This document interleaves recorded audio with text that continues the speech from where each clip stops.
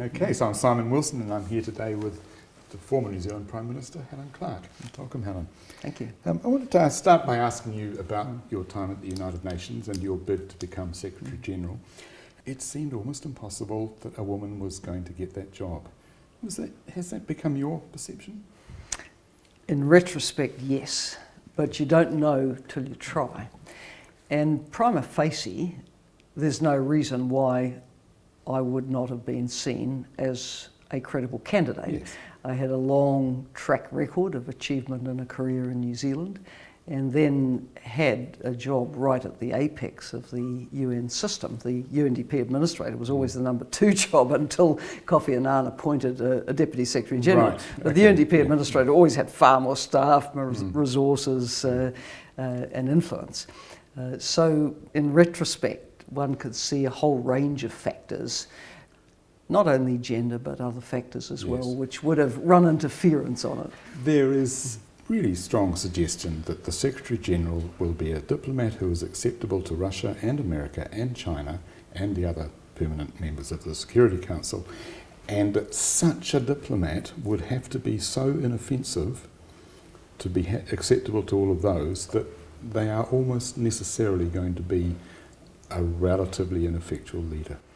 Well, the tragedy is that the world is looking for leadership, and a person in that position can give leadership if they can get into the job.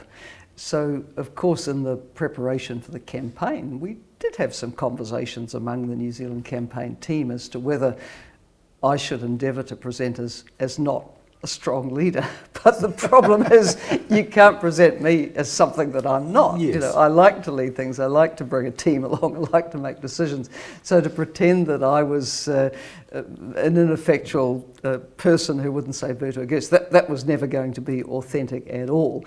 So I pitched for it on the basis that it was a position where a leader was required, who could take some bold calls and make a few changes, but clearly that was not what at least 4 of the 5 great powers were looking for. I can accept the United Kingdom from that generalisation because they, A, were strongly supportive of being a woman, and B, wanted someone who had leadership skills. Right. Strong women are seen as very threatening, and so they're described in different terms. Strength in men is always seen as good, but strength in women is seen as bossy and tough and all these things. So I think the two conflate, that a strong woman is a little more threatening.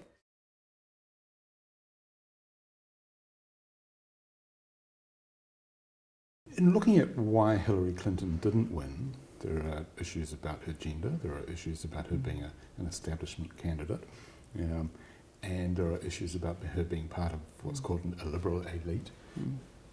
What's your analysis? How do you see? Well, fundamentally, I think it was probably something completely different. I think that what Donald Trump tapped, which is what Brexit tapped, which is what Le Pen tapped, but not so successfully, is this feeling that people have been left behind. Right.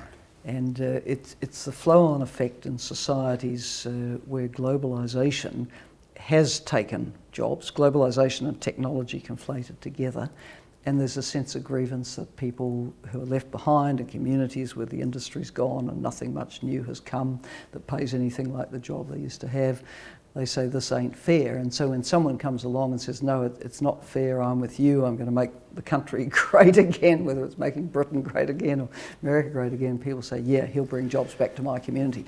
So I think there was all of that going on. I think gender did work against Hillary as well, but fundamentally I think it's really a voice of the people who feel excluded that was tapped. And they heard him saying it, but they didn't hear her saying it. Yes. Because she said all those things, of course. Yes, so partly it's because she's a woman and people don't often hear what women say. And I think another factor is that Hillary has had a job done on her by political opponents ever since she was the First Lady in Arkansas.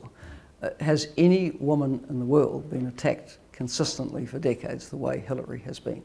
So she had her very, very strong champions, and after all did get a majority of the popular vote, but she also has people whose job it's been to detract her for decades. Right. So that question of the appeal of populism, how do you counter it? Well, I think you have to address the causes of the grievance. So there's no point just denouncing people for being, racist, xenophobic, or anything else. That's totally counterproductive, because they are expressing a genuine emotion that life is not as good as it was.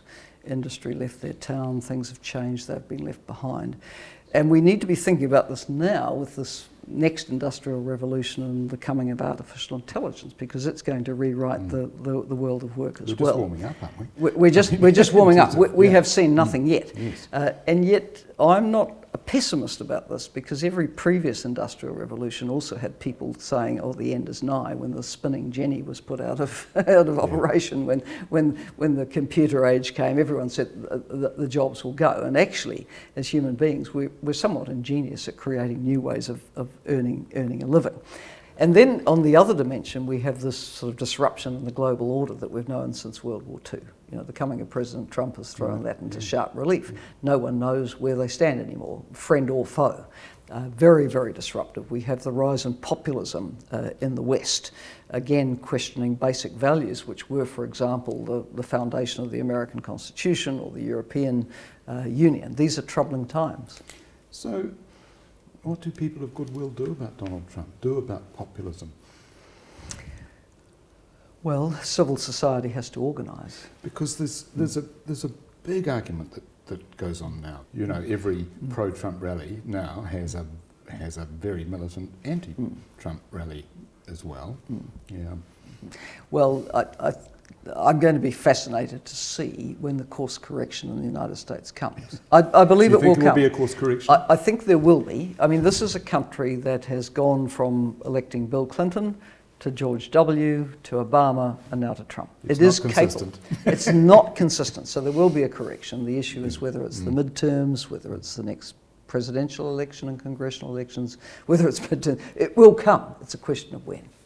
Do you think New Zealand is culturally like America in the sense of having those same pressures? No. I think, A, we're smaller.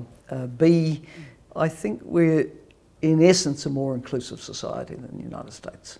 And I think also our politics hitherto has had a bit of a tendency to sort of gravitate towards the centre rather than out to the edges. And that's actually quite helpful for political stability. You don't think that might change?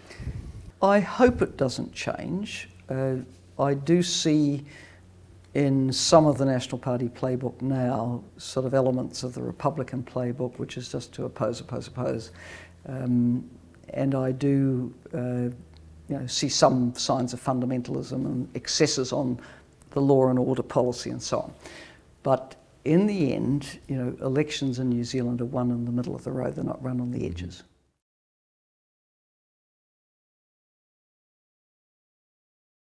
You talked before about Hillary Clinton and the sustained attacks on her, and maybe there's been no leader in the world who's had that kind of sustained attack. You actually have had that kind of attack on you for all of your political life, haven't you? I wouldn't put it on the level of what Hillary's put up with. She's been on a bigger stage. Yeah. It's the same kind of thing. Yeah, I mean, look, politics is not for the faint-hearted, so if you go in, you're going to have to be prepared to hustle and jostle. Probably more true for women. More true for women. Yeah. And what do you put that down to? I think when I was coming in and making my way, it was still unusual for women to hold positions. Yeah. I mean, you were one of 8 MPs, and now there are 46, I think, women in Parliament. 38.7% of the Parliament, which is close to 40. With goodwill from the political parties, in 2 to 3 elections, you could go to parity. I was going to say, do you look at that and go, it's not 50 yet? I do, but I think it could be achieved. But it will happen. Yeah, it could happen. Yeah. Likely to happen? I think if all the political parties move on, it could happen in 2 to 3 elections. So do you think, obviously at the fringes, Jacinda Ardern and those other women are still facing the kinds of attacks you did. We know that from social media. But is it only at the fringes now, do you think?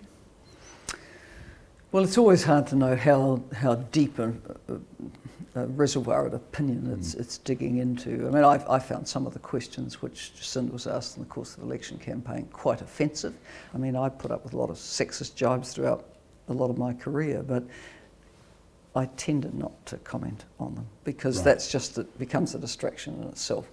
I noted, Julia Gillard, when she was PM, took on Tony Abbott full force. That's right. And women loved it. Speech, Many women loved it, but actually I'm not sure it helped. Right. So my view was always, as Jacinda was doing, just have a deaf ear to that. Because it does something else, doesn't it? It means they're setting the agenda. They're setting the agenda, and it looks like you're sensitive, and it's somehow causing you some sort of pain, and just ignore it.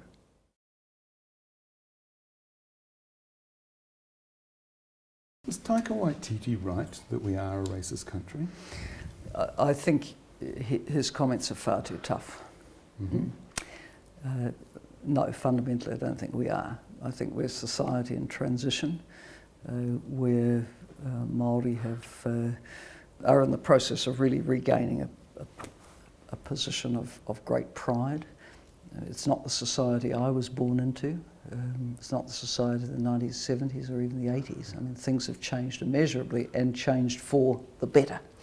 I think the historic reconciliation process has been part of that, supplemented by a number of other things like the revival of language, the success of Maori television, the obvious significant contribution of Maori to all aspects of New Zealand life. So, no, I felt his comments are far too harsh. Okay. But, for sure, New Zealand's on an ongoing journey, and we don't really know what the end point of that is. But often the process is actually more important than defining the end point. Right. And the process has to be, ongoing dialogue, reconciliation, and working with those in Maoridom who are really working to take people ahead. On the progressive side of politics, you're probably the politician who's had the toughest time with Māori. You can call it time, place and circumstance if you like, but has it been personally tough for you? Well, I always try to depersonalise things because there's generally something else going on, and I think it was a time when the sovereignty movement was flexing its muscles. It's often a case of my enemy's enemy is my friend. So who was the major competitor for votes in Maoridom? It was always the Labour Party, which had the historic ties and relationships. So inevitably, Labour and me as the leader were going to be targets for that. Right. There's a saying that what's good for Māori is good for New Zealand. Do you agree with that? Yes, I do. Yeah.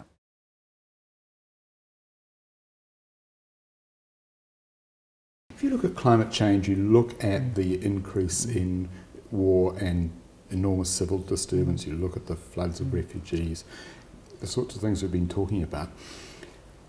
Are we entering an apocalyptic moment in the world, do you think? Yeah, we're in very challenging times because if you only took the climate dimension, I think the last draft report I saw of the Intergovernmental Panel on Climate Change said there was a 5% chance of avoiding the global temperature rise going above 2 degrees by the end of the century. Well, we know that's catastrophic. 2 degrees has always been a tipping point. Many now say it's 1.5, which we're perilously close to. So this is apocalyptic.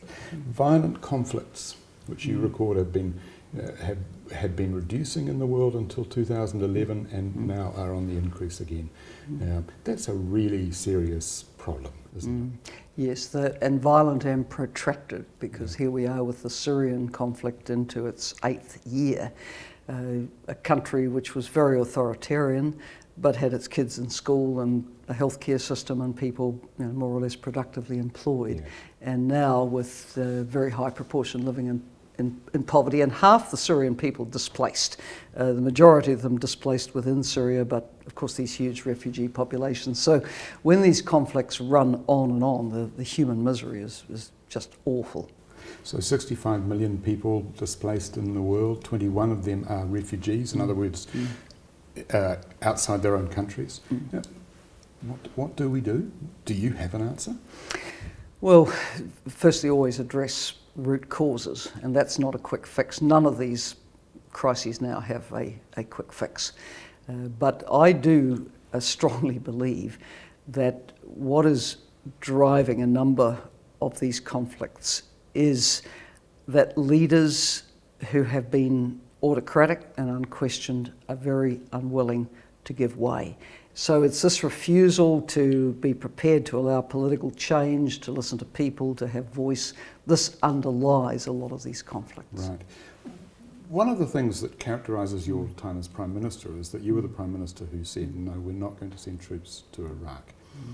And in retrospect, there's a prevailing view that the Iraq War created ISIS. Do you subscribe to that? Well, it created huge instability and vacuums within Iraq, and there were a couple of major mistakes made, one of which was to disband the Iraqi army. So what you had then were trained professional military who were sent home with no income, and out of that there's always going to come the seeds of conflict. Also, Saddam Hussein's regime was based on his Sunni heartland, and where have the problems been? They've been in the Sunni heartland of the communities that felt then excluded from the new Iraq, where the majority of the population is Shiite, but you've got to let everybody feel that they have the stake in this country. In this day and age, with these tensions, you need a Secretary General prepared to get on a plane, go and talk to Kim Jong-un, go and talk to Assad, go and talk to X and Y, and see what you can do to bring good officers to stop people dying, because isn't that the ultimate, that people shouldn't be dying over politics? It's a lesson we've known for a long time, isn't it? Eradicating poverty. The 2030 agenda suggests that poverty, like malaria and TB and AIDS, should and could be eliminated in just another 12 years. Is that going to happen? Well, not on current trends. I think, however, extreme poverty can be eradicated. I mean, developed countries show that. You have a social safety net. Developing countries show it, don't they? A number of developing countries show it. China is determined to have no one in extreme poverty by 2020. But where you have these significant pressures like the wars and conflicts and the spillover effects onto other countries, where you have the environmental factors compounding people's poverty and ability to subsist, where you have a jobs and livelihood crisis with not enough for youth coming into the labour market in developing countries, it is going to be hard. So it does need really a pretty stepped up effort to eradicate by 2030.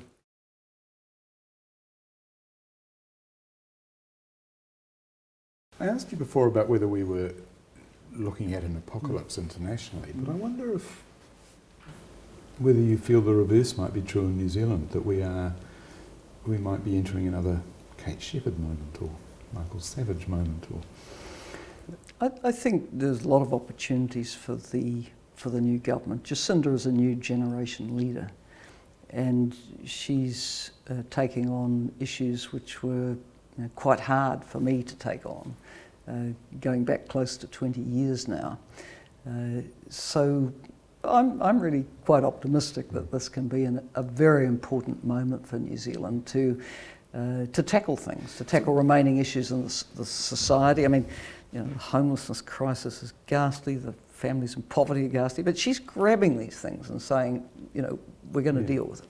So to have a Prime Minister who's 37, which really would have been inconceivable 20 years ago, and for her to be unmarried and to have had a child in office, both of which are also inconceivable just 20 years ago. What is it about New Zealand that has made that unremarkable? Well, it's a nice thing about New Zealand, firstly. Yeah, you're right. I mean, it couldn't have been done in my time at all. But the society has moved on. So in this context, Jacinda emerging 7 weeks before the election at 37 couldn't be dismissed at all. And she tapped into something that was obviously wanting change. And what is it? What is it about us that enables that to happen? Look at Australia, very similar to us in so many ways. They're not going the same way. They're really not. As I see it, trying to be elected for a fourth term is very tough, I know that, because people fundamentally are wanting change. But I think till Jacinda came, they didn't see the vehicle. And suddenly the vehicle was there and they went for it. And actually the fact that she was 37 didn't matter at all. They said, hey, this is something new. Got people very excited. So she benefited from being at that point in the cycle. If it had happened 3 years in, probably wouldn't have had the same effects. 6 years in, no. But 9 years is a really tough time to be re-elected. Timing's everything. Timing is everything, yeah.